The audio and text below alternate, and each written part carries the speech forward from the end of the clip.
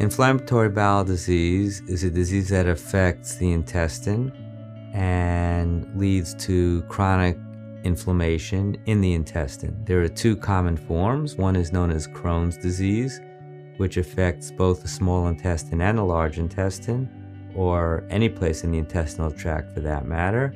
And one is called ulcerative colitis, which really affects only the large intestine and the rectum.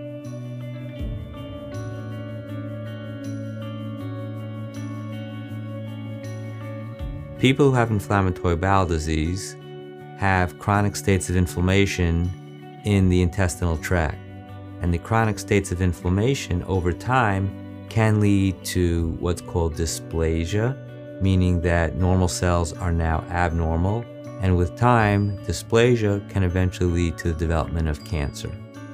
The risk of developing colon cancer is today felt to be pretty similar between Crohn's disease and ulcerative colitis.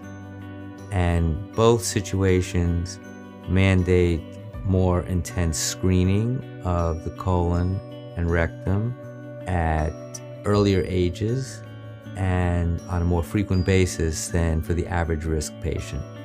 There seems to be some evidence that people with inflammatory bowel disease who are treated and can keep the inflammatory cycles controlled or less might have a lower risk of developing colon cancer.